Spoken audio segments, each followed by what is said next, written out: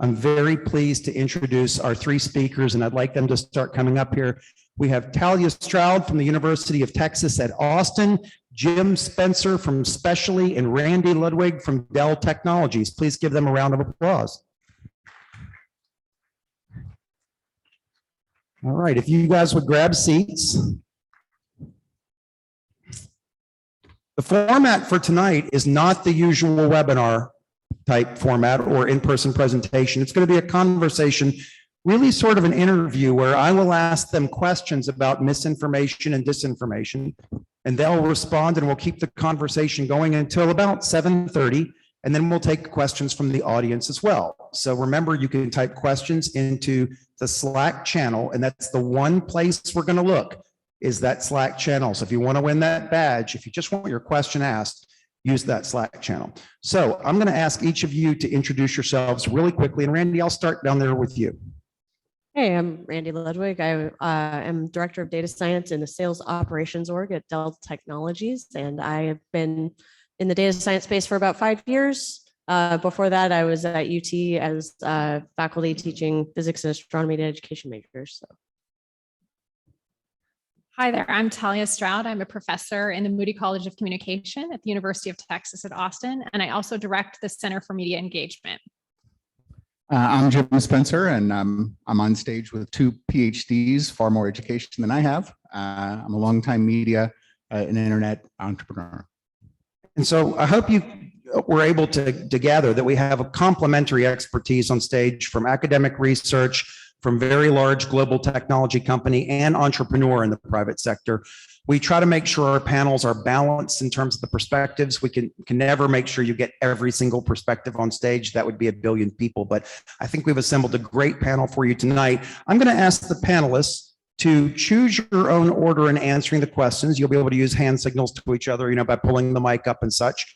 Absolutely be willing to play off each other's answers as well, and we'll get through as many questions tonight as we can. This is a really important topic to me, to our panelists, and hopefully to you as well.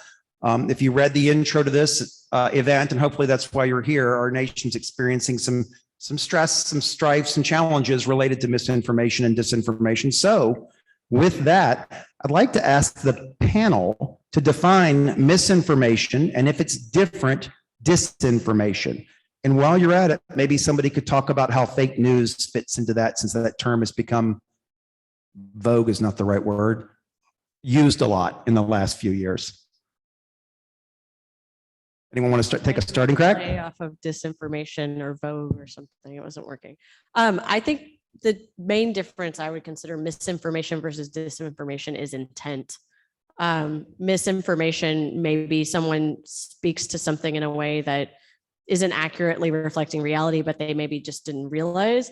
And this happens a lot with various kinds of, science reporting, data reporting, anything like that, where you're using like global news organizations reporting out technical stuff. Oftentimes it gets, muddied in the translation, but sometimes there's actual active intent where people are spreading false information intentionally. And that, I think, is the big characterization that I would use to define the difference.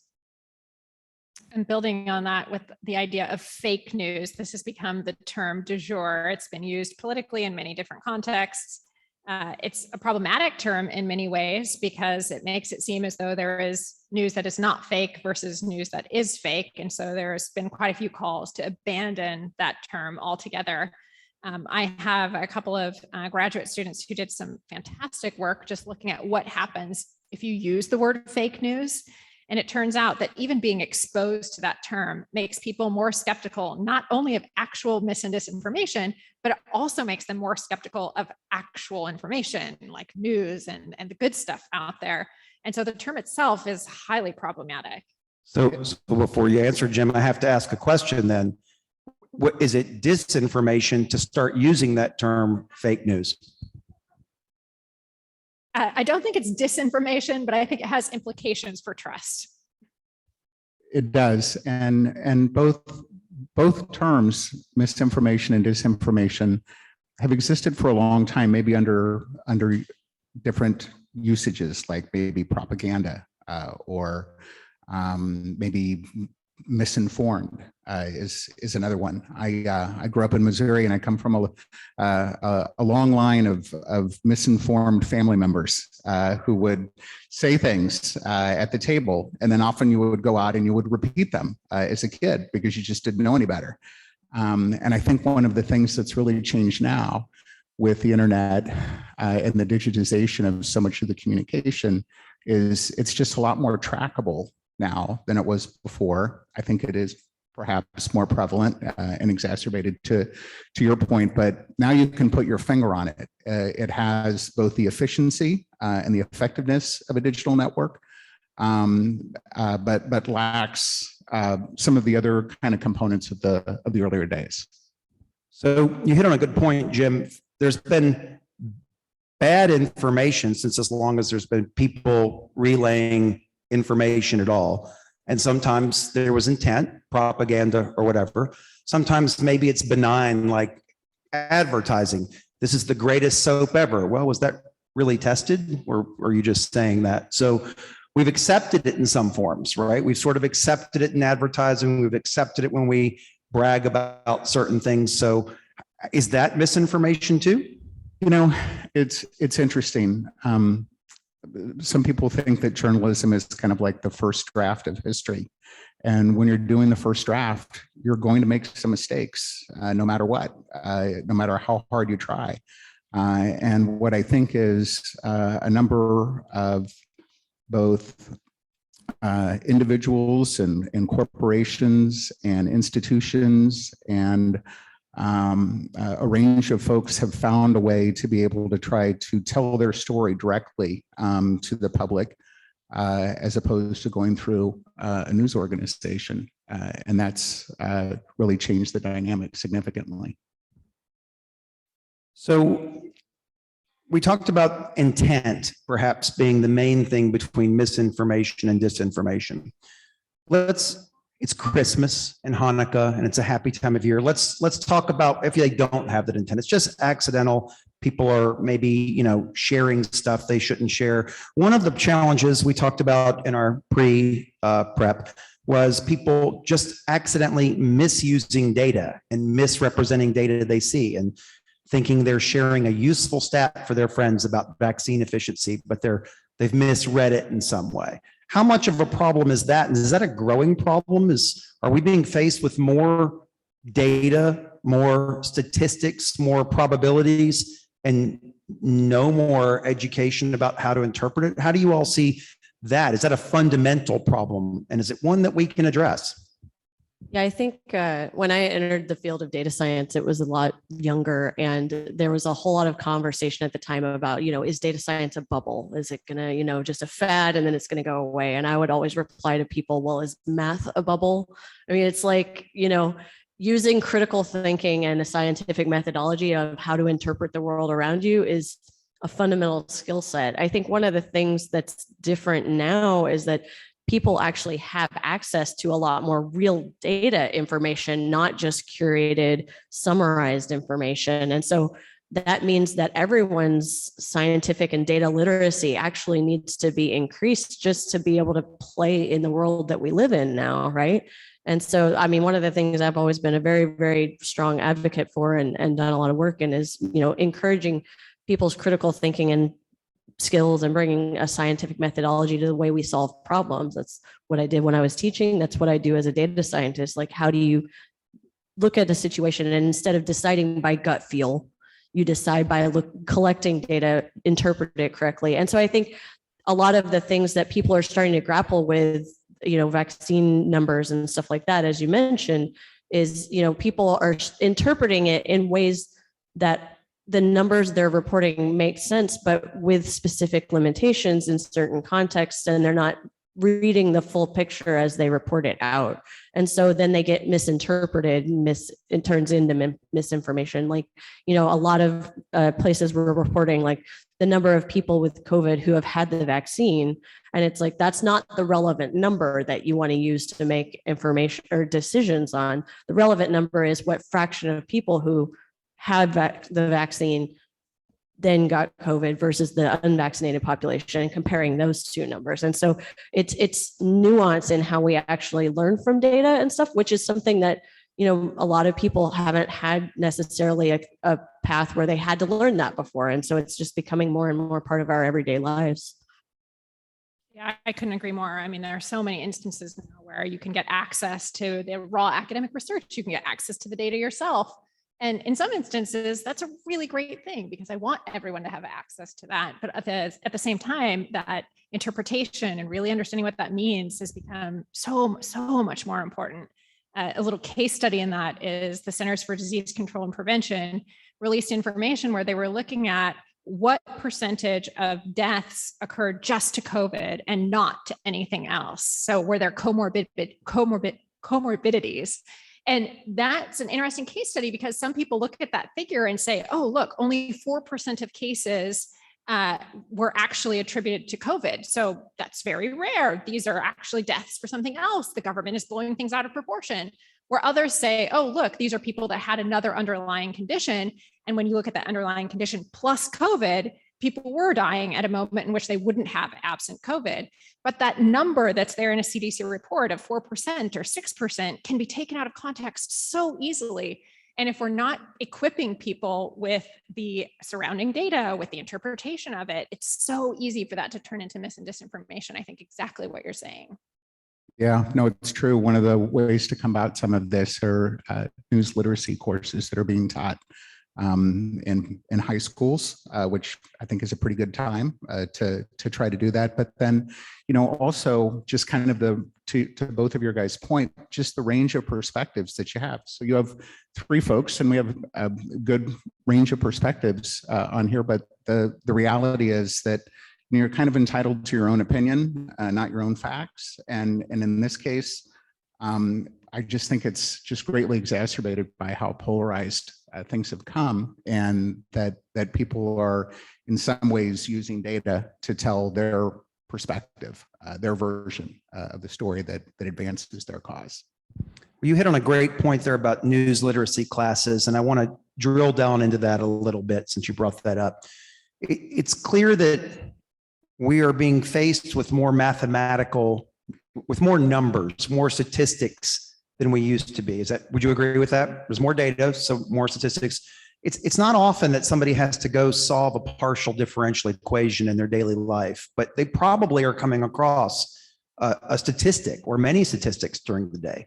Should we be thinking about making probability and statistics the single required math course? I mean, I think like Randy does, everybody should take lots of math because it's beautiful and wonderful and it helps explain the way the universe works. But should we be encouraging or even requiring an understanding of probability and statistics because we see the way the world is evolving and information is evolving? Should we be requiring our news, our media, our journalists, our news anchors to understand that before they present statistics and probabilities and such? I just have to jump in on everybody should get some basic understanding of statistics and probability as part of their math foundation. And I think the communication majors angle is a great example because no one would have necessarily traditionally have thought of that as an entry point that you need to have to get that kind of a major, but you never know where you're going to end up. And especially with the way the job market works today, people move around and fall into all kinds of different things. And so you don't know what foundation you're going to need for where you're going to land. That's part of the reason why it's really important to give people a general, broad education that's applicable in lots of ways. And to your point, stats and probabilities is very applicable to our daily lives. As someone who got their undergraduate degree in stats, I +1 totally to all of that. But I think it's more than just stats and probabilities. I think we need to understand how research actually works. We need to understand that doing a survey isn't the same as doing an experiment, that an experiment can actually give you causal evidence, and a survey can't do that. And a case study really can't do that, so that people are equipped to understand the limitations of data, because when you're encountering two articles that reach different conclusions, and we see this play out all the time on cable news where they're picking one academic article and saying, oh, this disproves or this proves that this is happening. But if you actually have the ability to assess the weight of evidence for Article A versus Article B, even things as simple as peer review should grant greater legitimacy to that article than an article that has not been peer reviewed. I think that those basic understandings are really, really important for any news consumer, any major, anyone. Yeah, when I was getting my master's in journalism, we had a required course called research methods. And it primarily touched on like how to be able to do some of your own research as we were trying to do as graduate students. But the other part of it had to do with how do you read a poll, what's a plus and minus, margin of error, that kind of thing.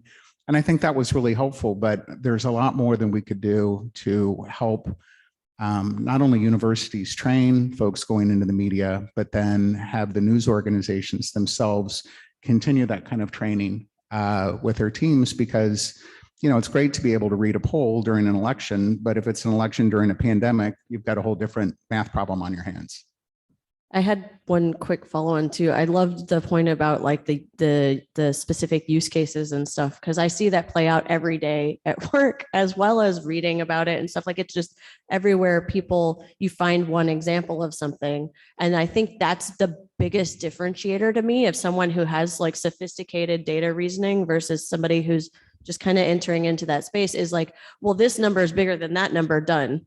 Right? Versus, okay, well, let me look at the context of the whole situation and try to understand what all of the data is telling me collectively. And I think that's that scope change that's really like that pivot of the way of thinking, and even trying to educate people about how to make business decisions with data. That tends to be the place where it gets hung, as if you're trying to make it based on one specific thing versus the larger story. So the pandemic's been brought up a couple of times, and it wasn't actually part of the questions explicitly, but I knew it'd be one of the examples. Do you all think that the pandemic and the number of statistics related to it, percentage of people vaccinated, percentage of what your likelihood is of a breakthrough case, has maybe one of the silver linings been to make us aware of the importance of understanding statistics and probabilities, and also understanding how people misuse them?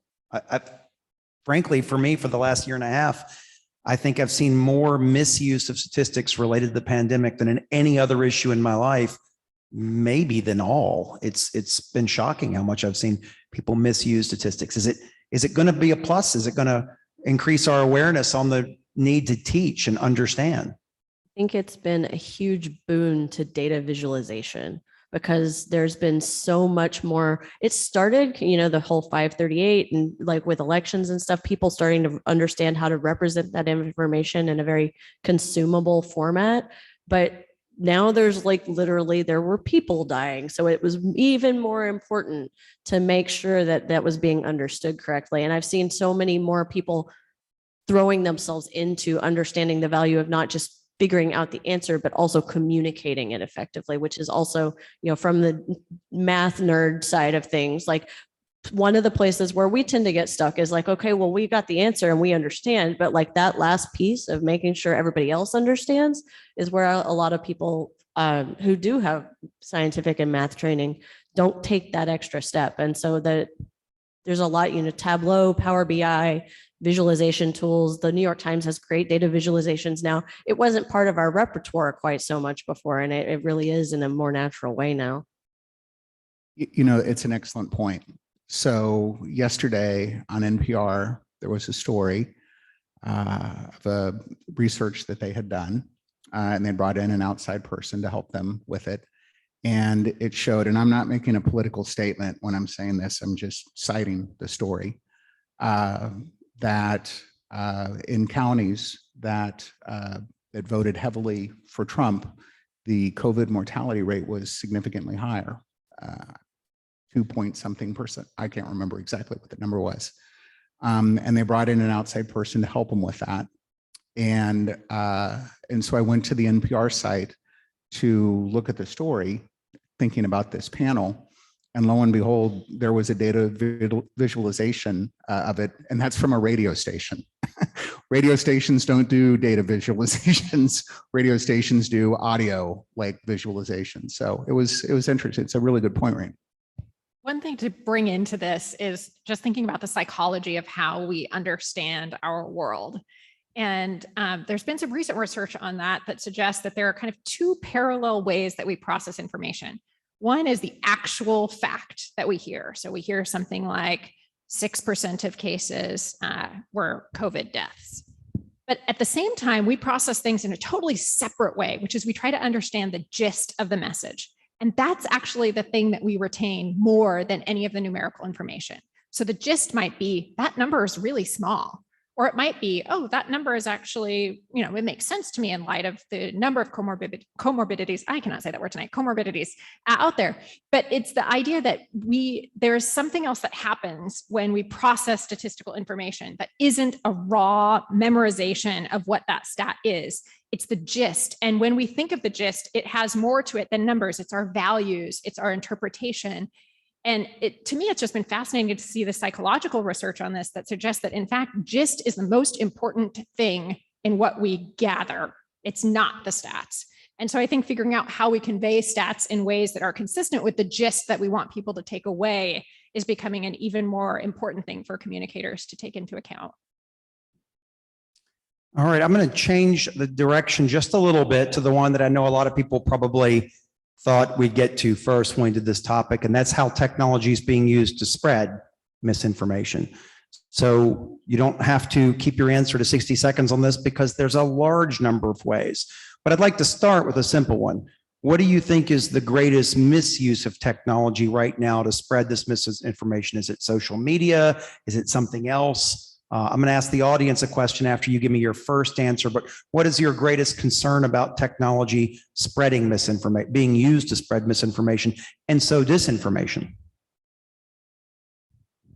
I'm happy to start. I think that closed online spaces to me are most concerning. So if you think about WhatsApp, for example, where no one has access to what's happening in that channel, that to me is very, very worrisome. When you have private groups on places like Facebook where people can share information, and yeah, Facebook has some role in that, but the volume of information on Facebook and those closed spaces to me makes me very concerned about the spread of mis and disinformation. Yeah, and I would agree with you. Probably on a broader side, I would say that probably social media. And look, as someone who spent a lot of time building a lot of stuff on the internet, for the most part, we had the best intentions, but there were consequences and there were things that happened along the way that we didn't expect.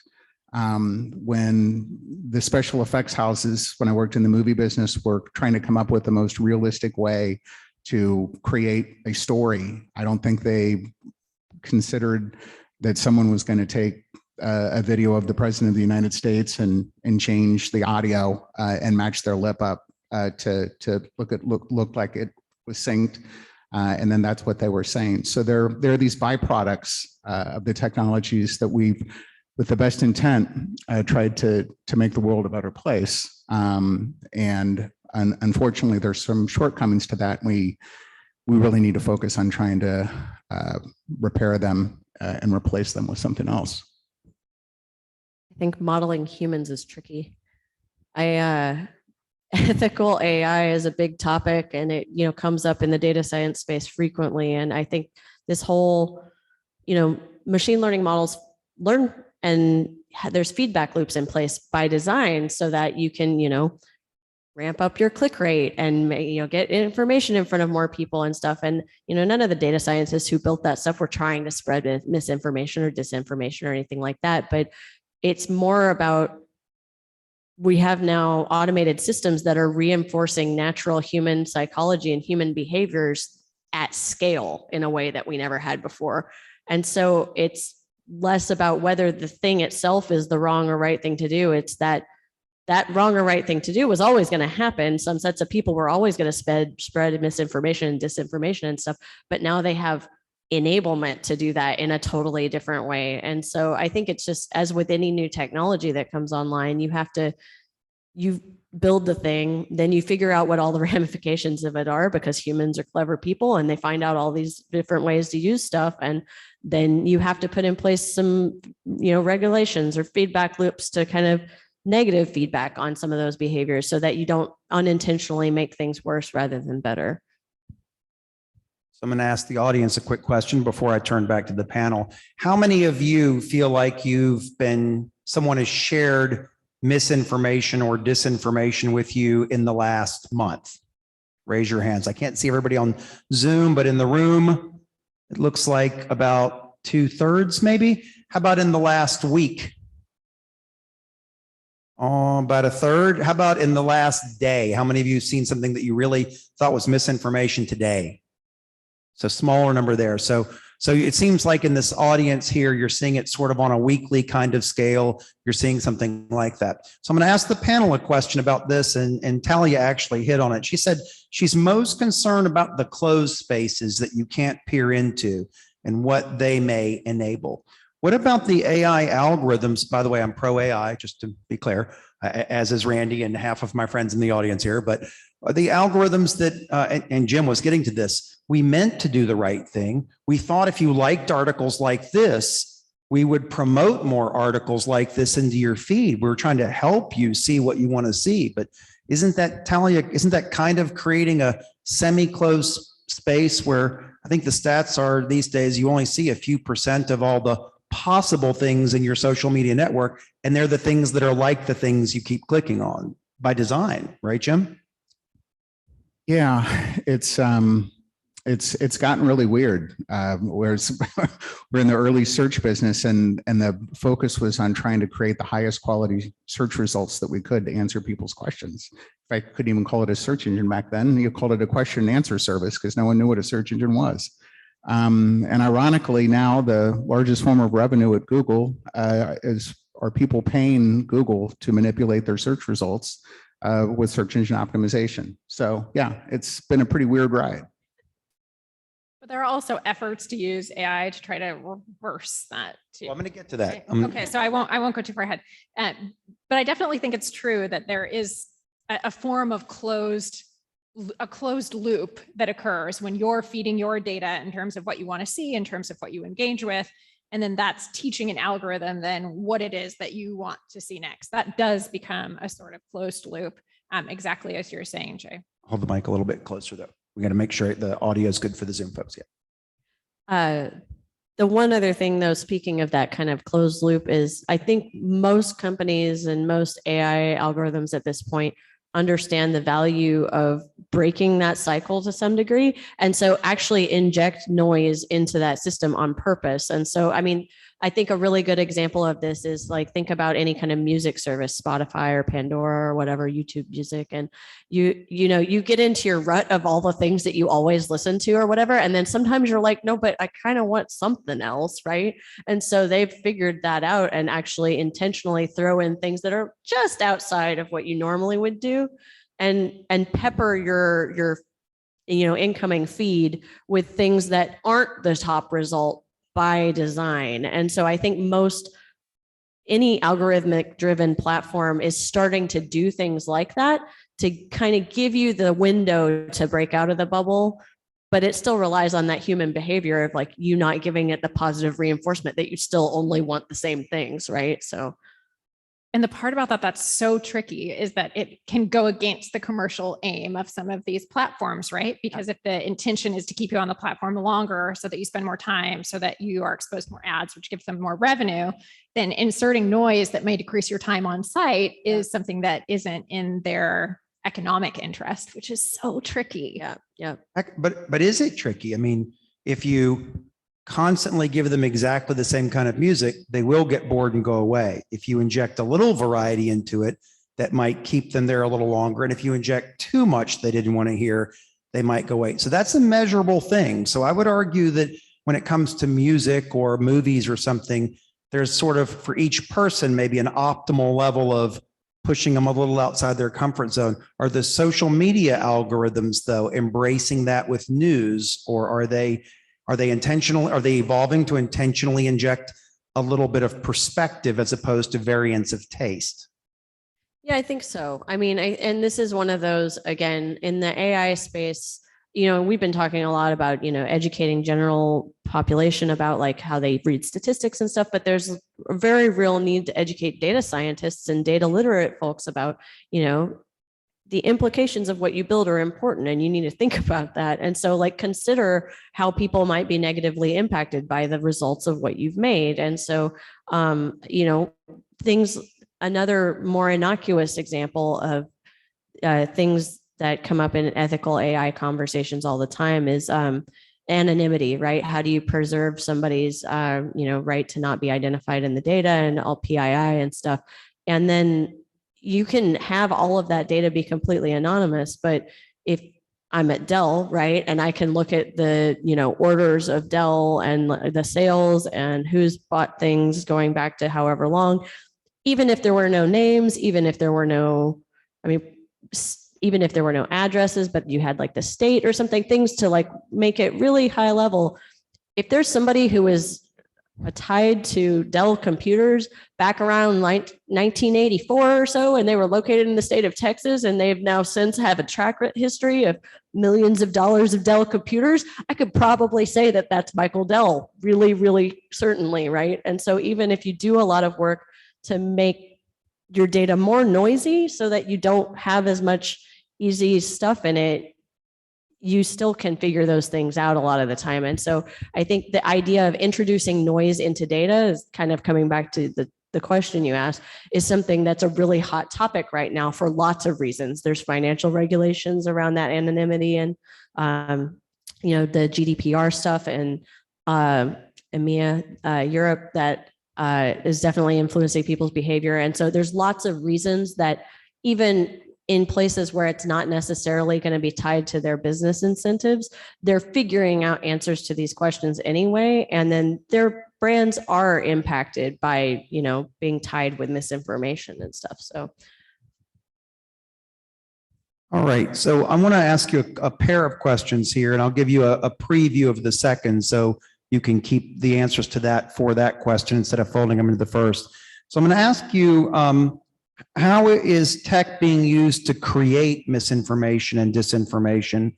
Then I'm going to ask you about how are real and valid data being used and misused to create that misinformation and disinformation. Actually, let's reverse that. Let's talk about the data one as well. What are some really egregious examples you're seeing of how people are using data either willfully or accidentally, but just very erroneously and leading to bad conclusions? What are some common examples or trends you're seeing in misuse of data, misrepresentation of the insight the data should provide? A simple one would be if you're looking at trends in climate over time. And if you have a graph and you're looking at, has the earth been getting warmer or not, do you zoom in a lot on a period in which there appears to be not much warming, or do you zoom out and see that the trend overall does appear to be a pattern of warming?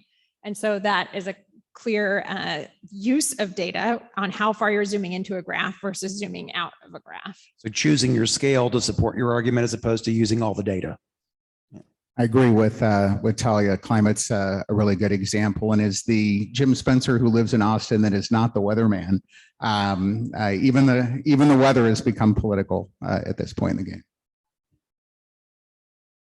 Yeah, I think that's a really great example. I guess one of the other, again, I keep coming back to data visualization here. I think it's just mostly that there's a lot of things we haven't figured out how to represent well. And so it's not even necessarily that, there are people who are intentionally, cherry picking stuff or representing it in a not true way. But I think one really good example is like election results. When you look at a map of the US or whatever, and it's just like, okay, well, the whole center of the country looks red. But then if you do the thing where it's like normalized by population and the volumes change by then you can see that it's actually a lot more evenly split. And so like how you choose to represent the information and the scale that you bring it into makes a lot of difference to the conclusions that you draw. And I think we see it everywhere. And I think like even having the range of perspectives that you have on this panel, Jay, the last company I did, we did a team approach to storytelling. And there were 3 or 4 people assigned to a story. And because there were 3 or 4 people there was a range of different perspectives. You can try as hard as you want to, but it's very difficult to get out of your own head. And I think that group decision, that range of skills, bringing in like a data scientist, if you're doing a survey at NPR or whatever, is a really valuable way to counter things. I love those examples, and I'm pleased that you brought up the climate one. We are going to have a talk on that in the first half of next year, I believe. To me, it's been the pandemic one, though. Seeing people throw out a singular stat related to the percentage of people who got COVID and were vaccinated versus didn't, without looking, and again, it's similar to the example you brought up. It's looking at a portion of the data, but not all. Well, in the sample size, were most of them already vaccinated, in which case most of the targets were vaccinated? Or was it 50-50? Or was it slanted the other way? So I keep seeing a singular statistic be used where you can't use a singular statistic. You have to use more data and more variables. I want to just throw in, though, I have a really good example, I feel like, for that, for people who are trying to do the right thing and provide good information, but still only using one thing. I've been driving up to Dallas a lot this fall, and there's a Baylor Scott and White, I don't know, Waco or somewhere like that. And they have a big sign next to the side of the road of like what the stat is on the number of people in the ICU that are vaccinated or unvaccinated right now. And they're clearly motivated by trying to like want to help keep people healthy and want to encourage people to like do what's best to protect themselves. But then also that's still only one stat. And so then like there's people who are, you know, representing both sides doing that kind of cherry picking. And that just, again, it's this situation where we're in this context where there's a lot of folks who are still just not looking at that whole context. And it's a technique that's used by design. So just blurting something out puts it out in the world. It puts it into people's ears that sometimes couldn't see it. Or they read it. And once it's out there, it's out there. And then with a lot of the technologies and with some of the groups that have found ways to leverage some of the maybe perceived shortcomings or weaknesses of the media industry, then they begin to amplify. And amplification is a really important term to think about with some of the techniques that have been used. When I first joined NBC, I remember we built this thing called the Super Desk, and it was to take all of the TV stations and a lot of the resources at NBC News and consolidate them into one. And I remember sitting in my first meeting there, and they went through the rundown of the day, and everything was President of the United. So it was POTUS wakes up, POTUS like walks into the room, POTUS like leaves the room, so on and so forth. And I was like, really? Like this is like the agenda like for the day? And they were just pretty much following the president around. And we've got to change the way that we're telling stories and some of the habits that we've gotten into as well. But amplification is an important term that please look it up if you have some time. I have a quick question to follow up on that, though. What does that say about the value of expertise? I mean, I think it's great to have everybody looking at data and drawing conclusions for it. And I definitely support people, you know, being educated on how to like bring that into their lives and make useful decisions for themselves on a day-to-day. But also, not everyone can do that all the time, right? And so then what's the balance between like just grassroots versus having curation, I guess? That's a great point. And it's been one of the frustrating things in the pandemic is the most recent example, but you know, there are things where people, they read some stats, they think, oh, I know what's best now. I went on the internet, I looked up some stuff, now I'm an expert in it. Most people don't think they could replicate SpaceX and put a rocket ship into orbit, but they read a few stats, and sometimes people get extremely confident about their interpretation and mistrustful of expertise of people who have PhDs, MDs, masters in public health, all of these degrees, and they're struggling with, you know, understanding because of the messy, noisy, incomplete data. But a stat gets out there and someone thinks, oh, I think I've got the answer. How do we fight that? How do we get this respect back for expertise while trying to educate everybody as much as we can about the basics of statistics and probability? That there's still so much behind that is expertise driven, that if the medical professionals, if the majority of them say mass work, they know what they're talking about, and probably have used experiments, as Talia said, to measure the flow through porous media and things like that. By the way, in case you didn't know why KN95 mask is called that, it's because it stops 95% of the particles that go through as measured experimentally. How do we get people to trust that expertise again while educating them on the basics to trust, even if it flies in the face of a statistic they read in a shared Facebook post or something, to trust the experts? And I think the way that we're framing this is saying that the fault is with the public. And, there's probably something to that. But at the same time, I think that expertise also needs to think about their contribution to this problematic dynamic, because for so long it was, oh, I stand up here and I have a PhD, therefore I'm right. And I think that the problem is the way in which experts have been articulating their expertise sets it up in a way where it's not an exchange. And in most instances, experts aren't always so confident. Most of our science is provisional. Things change all the time. And I think that if people who are experts were more willing to acknowledge the limitations of what it is that they knew and share things like, to the best of our knowledge, we did one study and this is what we found, but there's all sorts of other explanations here. We would all be so much better off, because then we wouldn't have all of these instances where experts actually fail because they've spoken with so much confidence when the data don't actually support that, in an effort to try to communicate publicly, when instead they should be acknowledging the uncertainties in what they know, because then that creates a reciprocal relationship. It leads people to trust you more when you say, here's what I know and what I don't know. I totally agree with you, especially the pandemic. Again, we just can't keep talking about it, but I think Fauci has been working to refine his techniques. Just the wordsmithing today was, it may be, and I underline maybe kind of thing, because one of the things that's okay to say, I think, when you don't know the answer to a question, is just to say, I don't know. It's a lot better than a bad answer. Interesting perspective. My experience of scientists is that they caveat more than any other humans on the entire planet. Well, it's possible that maybe there could be a thing, like that, because they understand all of the uncertainties around drawing any of those kinds of conclusions. But the other piece of that, I guess, is that I had an example literally from work today of someone on my team said to a business stakeholder, it's technically possible to do X.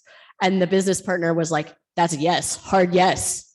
And the science person was like, no, that was like, I guess it could, but I'm not really sure, And so it's like, even saying the same words get interpreted very different ways based on the backgrounds of the people. And I think a lot of people who don't work in data in particular, there's a sense that there's a hard yes and a hard no at a much higher rate than that certainty actually exists. And all of us live in this kind of gray, noisy space more of the time than most people are willing to admit.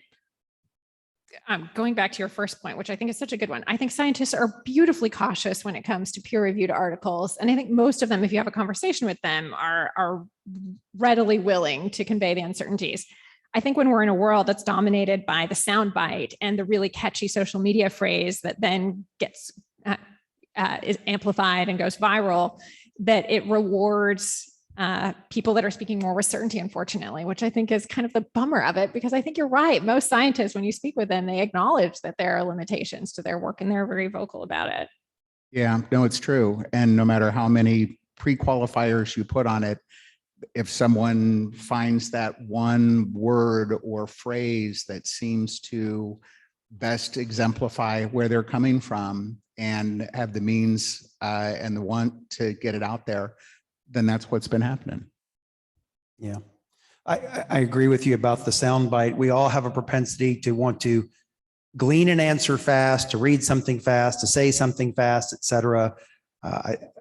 And so I agree with Randy that most of the scientists I know caveat things an awful lot, but things often get reduced to sound bites, maybe not even by them, but by somebody repeating them. I actually was going to put a joke on the board, on the projector to start this, just to see if people got it. I was going to say 42% of all statistics are lies. And that's okay, good. Some people have seen that before. And it doesn't matter what number you put up there because the whole thing is a lie. But Then I was scared someone's going to take a picture of it and tweet it, and it was going to get amplified. And I said, I better not do that. So let's talk a little bit about how technology is being used to actively create false information. What are each of your biggest concerns in this area? And I suspect that I know the root, at least the root technology under what Randy is going to say. So I'm going to start with Jim down here first. So my last company was very video focused, and I've spent a lot of time in video and film and images. And I think probably the ones that get me the most, because video is it's sight, it's sound, it's color, it's emotion, it's motion, it's a pretty remarkable form of media. And I think that the manipulation that I've seen happen in the video space is most concerning to me. And I will go with recommendation systems, because if you think about social media like YouTube, maybe you kind of innocently stumble across a video that suggests a slight edge of a conspiracy theory, but then the next recommendation sends you a little bit more down the rabbit hole. And then pretty soon you're getting more and more extreme content. And that's because the recommendation system is trying to serve you more of what you want. And based on what you engaged with, it thinks you want more of that. So I think recommendation systems are a tricky thing for mis and disinformation. Yeah, I was actually going to go NLP, natural language processing, because did you know that there's entire sports articles that are just summary stats that are compiled by AI systems at this point? Like, this happens in my fantasy football league. I get these summaries every Tuesday, and they seem like and it they're sounds written like by an a person. ESPN article of a game that never happened. Yeah. With those players. Right. And the ability to manufacture pieces of truth into a narrative, the more we this is always the struggle with automation, right? If you make something so easy, then it's very tempting to then take the human out of the loop entirely. And then you start having something get written, and then it can make permutations of itself that if nobody's curating that, again, back to the expertise, and this is even, not high level PhD expertise, but just a person sanity checking, right? Like, then those things can spin out of control into a point where they get feedback loops and through recommendation systems and stuff. Absolutely. Yeah, no, it's true. And it can scale when it does that. Also to Talia's good point, not only about recommendation systems, but also like rating systems where you're believing that you're buying a product or you're getting a service or something that's been reviewed by someone with the right intentions. But on top of the recommendation part, because you've mentioned this once or twice, like they keep feeding something back to keep the attention, to keep the advertising going. Financial Times, I think digital media spending outside of China, so the rest of the world, is over $750 billion now, and 80 to 90% controlled by 3 or 4 companies. And so consolidation is kind of one of those not often mentioned words that I think needs to be mentioned in relation to technology as well.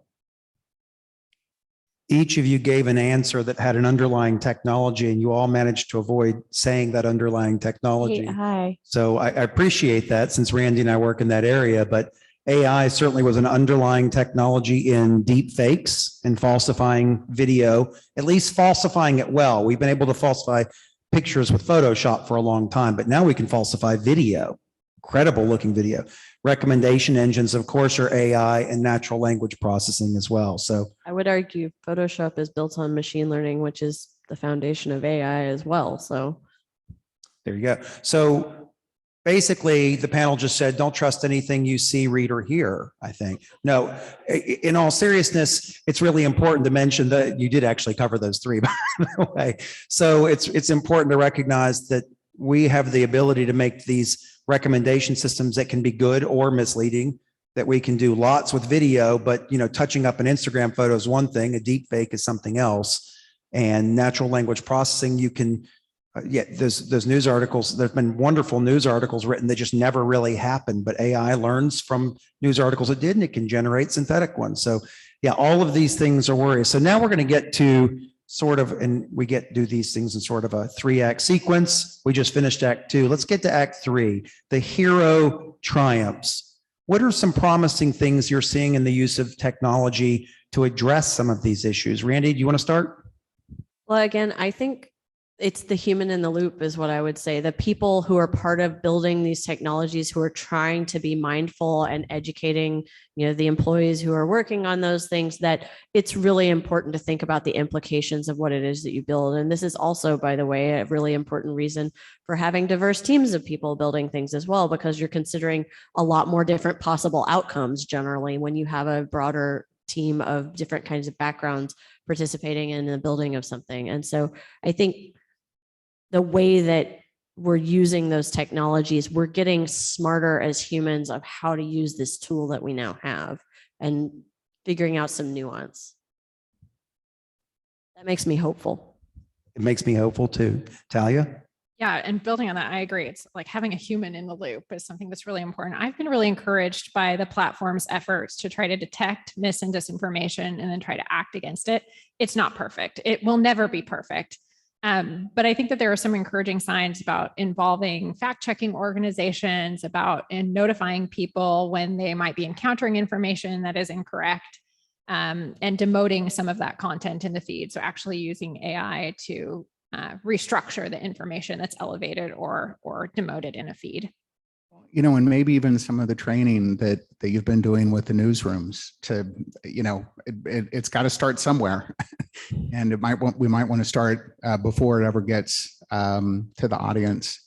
One of the developments that I'm seeing happen is, and to your point, the technology, I wish these were a little bit more forward looking, but what I'm discovering is that people want actionable, vetted, trusted information. We used that word trust earlier, and it's a really, really important word. And I think that it's at the core of everything that we're talking about today, trust and intent. But if you are diagnosed with cancer, you really want really great information. You need to go and find something that has been vetted, that has some science and other things underneath it. And so I think you're starting to see verticals like that. And bear with me when I say cancer is a content vertical. I'm a father of a special needs child. And when we discovered our son was having issues, the informational journey that we went on, this is my wife and I who've worked for a long, long time on the internet, was an absolute disaster. So what we're doing now is we're building for a vertical, our own search engine, our own directory, some of those kinds of things, and taking that back out of the hands of some of these larger platforms, which are doing a good job. They're trying, they certainly are, but they're very interested in hitting their next quarter as well. So almost kind of reinventing some of the existing technologies and repurposing them for good. Go ahead. You're talking about that and the history of searching for information like that. Remember back in the days when everybody was like, well, don't trust what you read on Wikipedia. Anybody could edit that stuff, right? But now like Wikipedia is a really actually reliable source of information and stuff. And so like, how did they make it through that journey? And like it was because of curation. It was because they got people involved in actually sanity checking and stuff. So I think it's actually a really good example of us evolving the use of a tool like that. It is exactly the model that I'm talking about. It's how you're able to create really high quality content.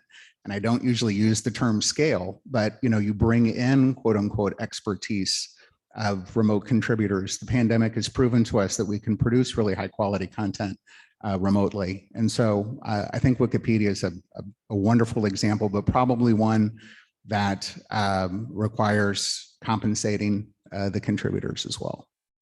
And I think that this actually, both of your comments really hit upon what I would say is kind of the emerging trend in the tech space. I came of age in California when it was the tech boom, and everywhere you went, someone was starting a new startup and they were going to IPO and make $1 bajillion and blah, blah, blah, blah. So then you came to Austin.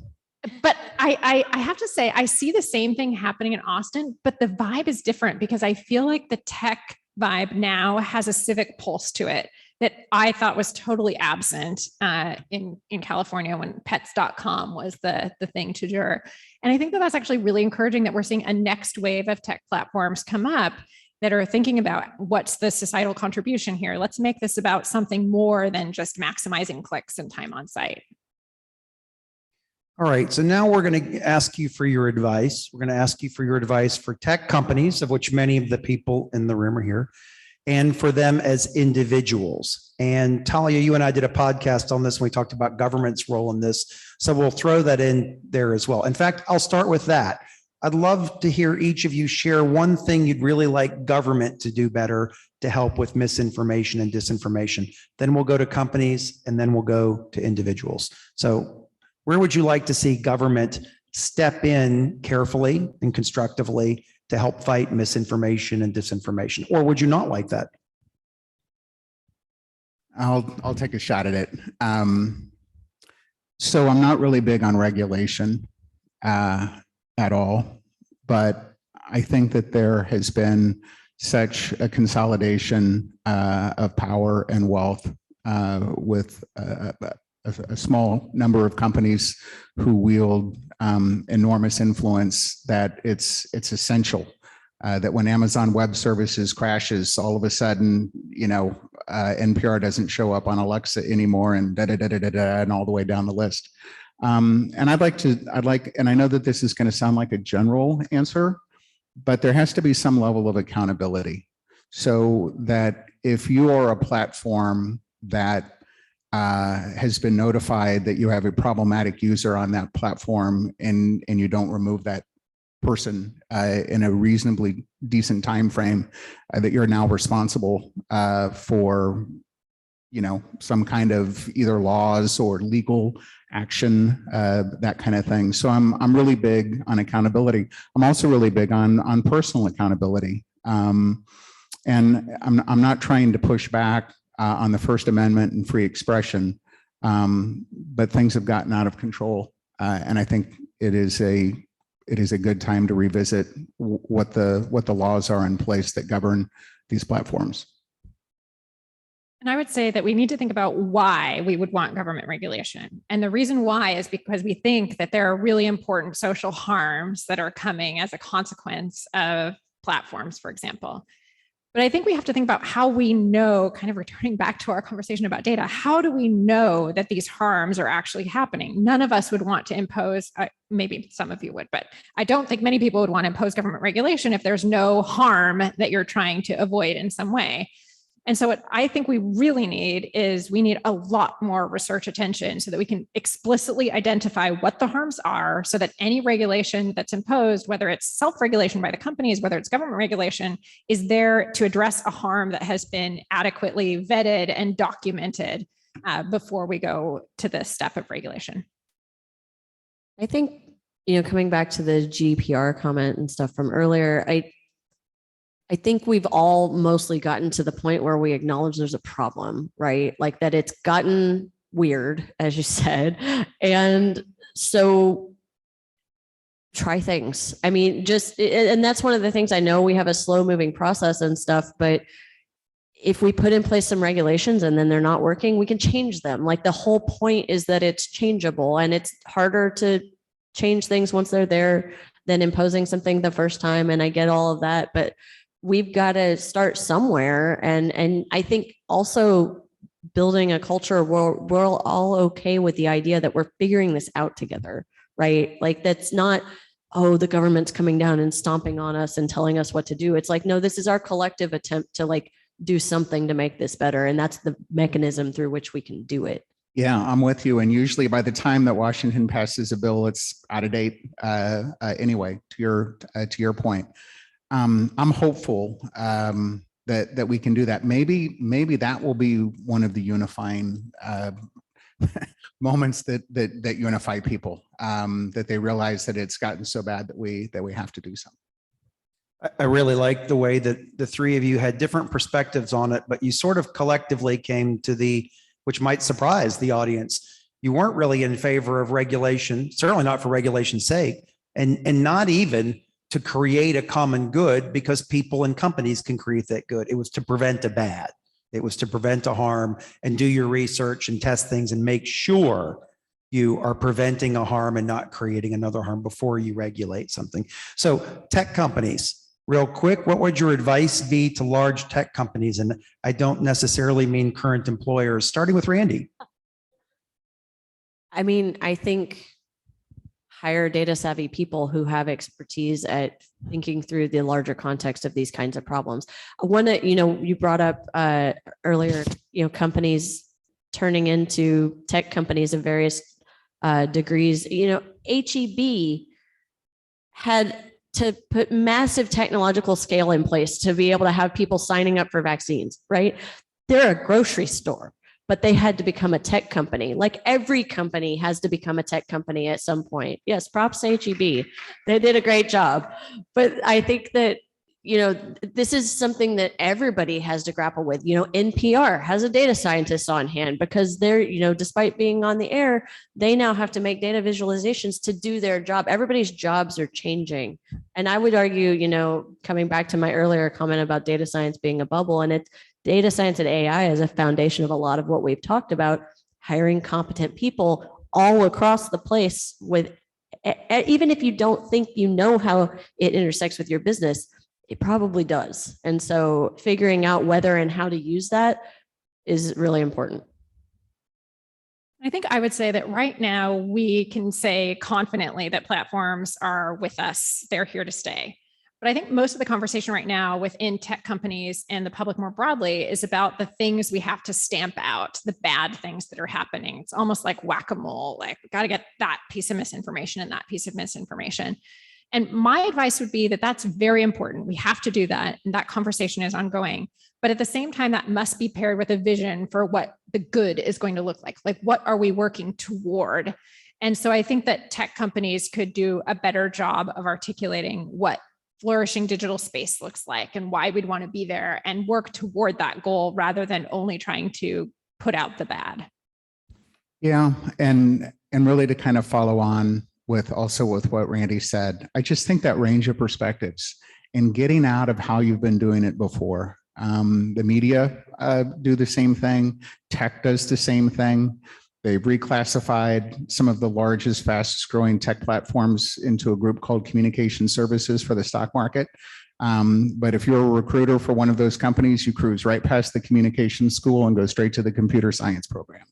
And I think that putting your hands on your hips and saying we don't hire journalists when you're trying to decide like what's newsworthy and not, whether it's going to stay on the platform or not, I think is a really good thing, because it's not like an us or them thing. It's really to the point that you said earlier before about like diversity and equity and inclusion. It comes from perspectives as well. All right. And you covered government, you covered tech companies.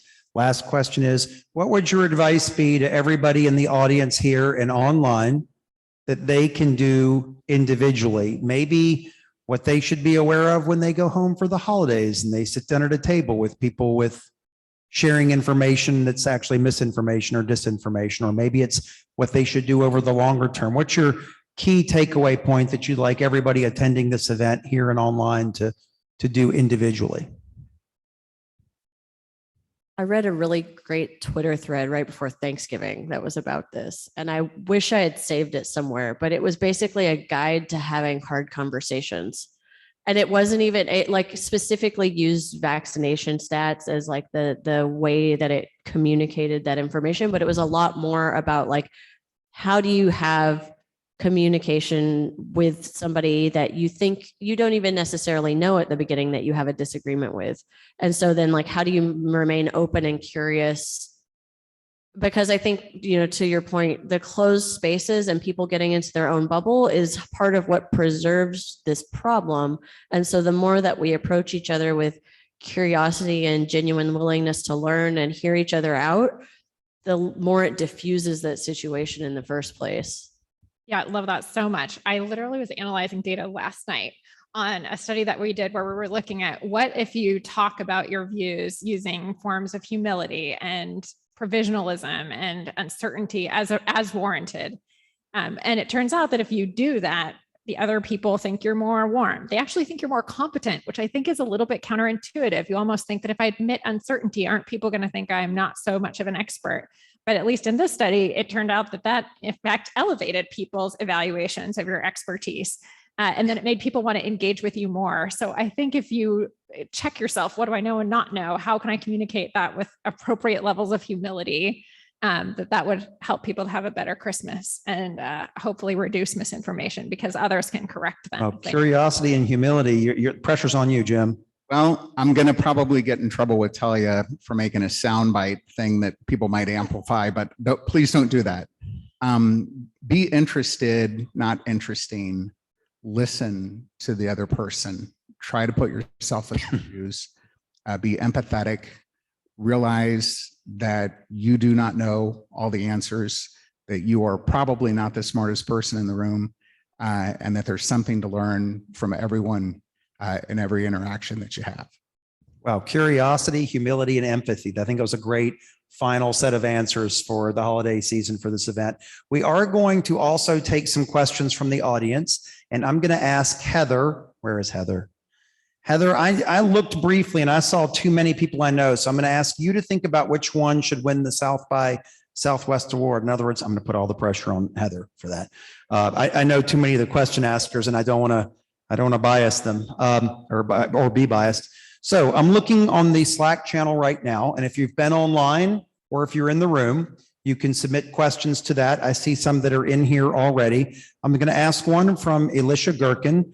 What are potential technology-based as opposed to education-based solutions to misinformation and disinformation? So I'm gathering by that she meant more pure technology plays as opposed to humans checking technology. I have a blend answer, but there's a really great, I should have brought it up before now. There's a really great nonprofit called the Global Misinformation Index that literally uses AI and data science to classify different brands and types of information on different platforms to then identify which ones are outliers and driving weird behavior, and then vetted by people to see like, no, that actually is contradictory to all of these expertise resources. And so that means this person, so there's a level of technology, but then human curation as part of that. But then that list can be fed into automated systems to then prioritize how people, like whether people show up in your options to pick for ad money and stuff like that, so that it actually is part of an automated system of trying to fix some of this problem.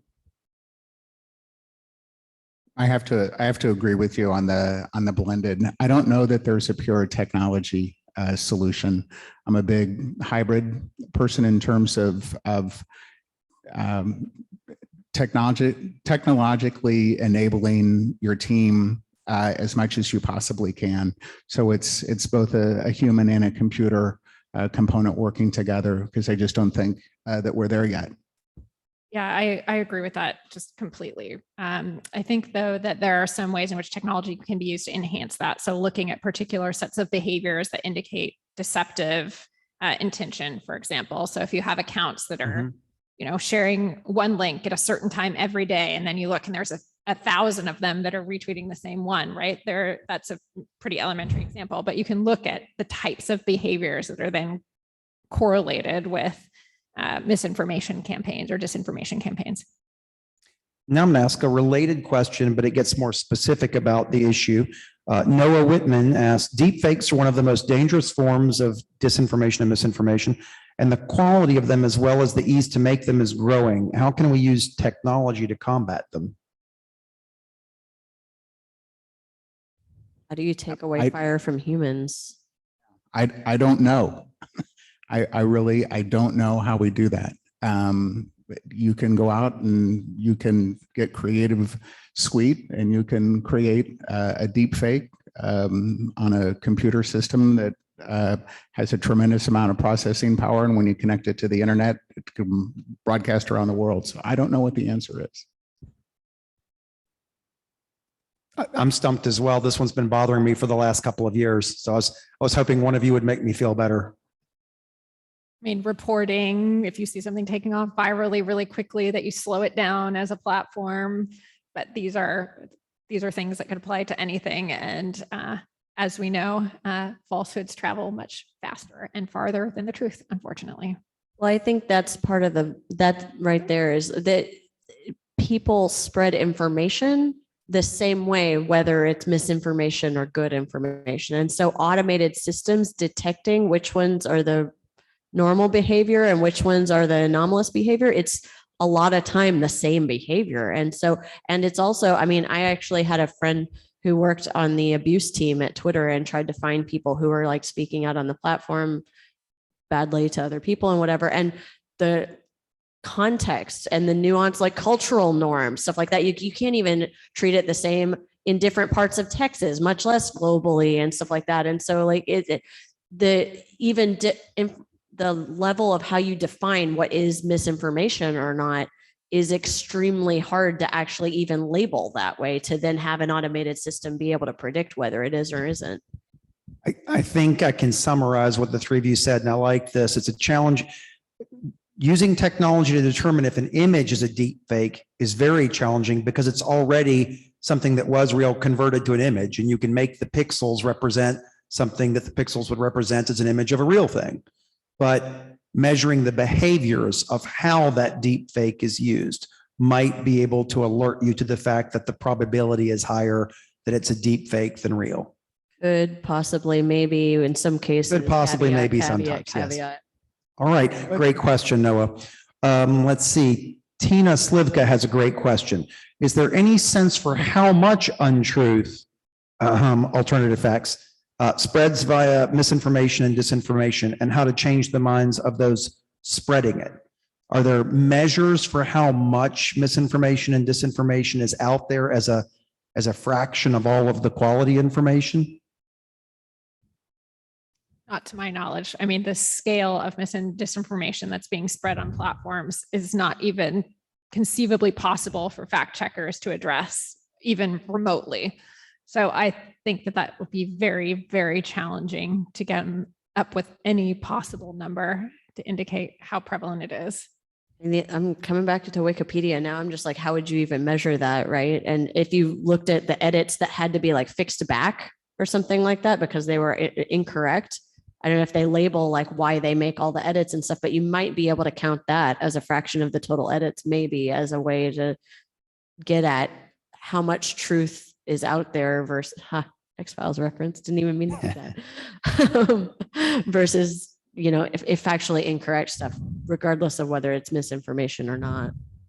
Yeah, it's wild. And this kind of relates to the earlier question, Jay. You know, if people can pretty much track me from the time that I get in my car and drive down here until the time I get back, and everything that I look at the internet on, or I look at on the internet tonight, then maybe there is a way to be able to insert some digital objects or pixels or something like that into a deep fake.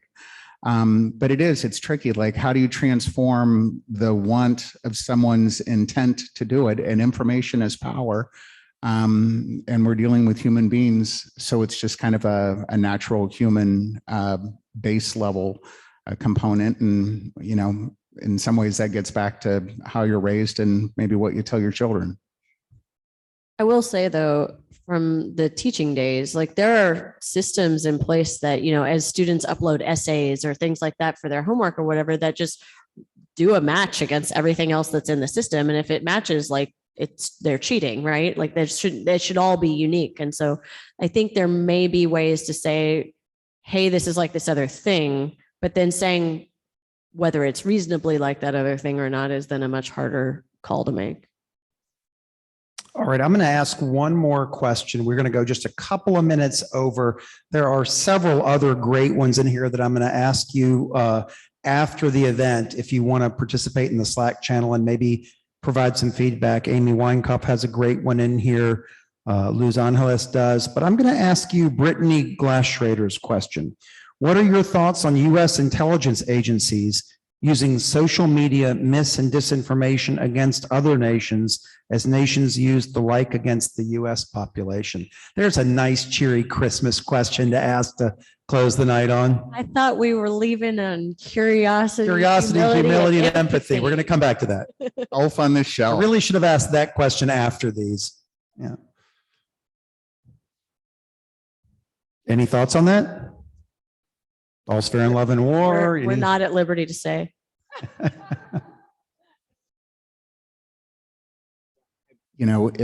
it's really very difficult because the chairman of the Joint Chiefs of Staff says the two areas that they're most concerned about are space and cyberspace. And the cyber weaponry is a very real thing, and it's a huge problem. And I don't know how you get in the way of that level of human behavior. So the question wasn't about cybersecurity, but about the use of social media for misinformation. And do you believe, I think what Brittany's getting us, do you believe that's a valid counter attack since it's being used against us?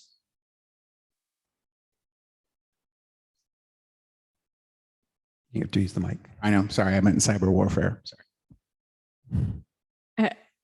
It's a good question, and someone could probably give me a circumstance in which this would not be a universal opinion, but I fall back on the do unto others as you want to be done unto you, in which case I might say that's maybe not the best method for the US to operate in other countries. Again, with the provision that I'm positive someone in this room can come up with a case where you would catch me on that being not universal.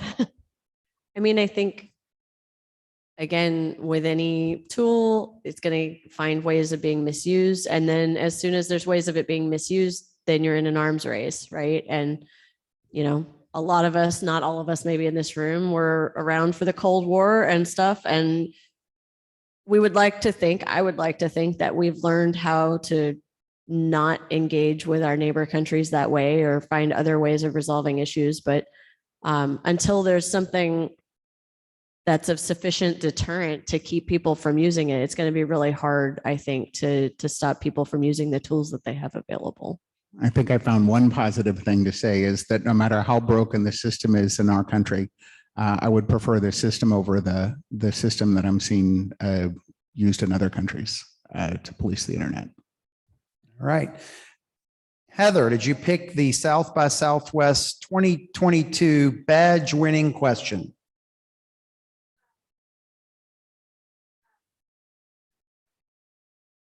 All right, I'll read that one out loud. Thank you. Heather has picked the winning question, and it's from Rohan Mathur. Is it possible to fight misinformation and disinformation without increasing censorship? In other words, are there examples of platforms that are able to optimize for true information, but allow that to happen in a bottom-up kind of way without regulation from government or a powerful tech company, so there isn't a centralized authority that decides what's true and what's not? What kinds of incentives need to be in place to make this happen? Is it possible to have a decentralized system to fight this? I feel like that question is literally asking, what's the business value of truth? And that's a really hard question to answer. But I think the noise injection into the systems and trying to break that feedback loop of some of the ways that people are using data to get people from having the completely closed bubbles is a way that at least there's attempts being made at a more grassroots, less regulatory level to break some of that behavior. It's not necessarily about, is this true or is this untrue, but it's just trying to say, we'll throw lots of stuff at you and you'll click on it. And then the cream rises to the top sort of mentality. And I have a few colleagues that have been exploring crowdsourcing as a way to detect mis and disinformation with mixed results. But I think that there's at least some efforts in that regard that would be less regulatory, less top down, and more could you surface from the wisdom of a group and vet somehow true from false information. Yeah, and I don't know that I could answer the decentralized part of it, but I do think, to be fair, that a lot of the major platforms that are out there have already started to adjust some of their behaviors, realizing that regulation might be coming their way and that we need to pay attention to this and try to get ahead of it. We want to try to build a better system. There's been a leadership change at Twitter. You've seen some do not track policies get put into place. So in some ways, the market is partially correcting itself. I was going to say an early first step in this is Wikipedia, right? So it's kind of happening, but that's maybe not the scale that Rohan's referring to.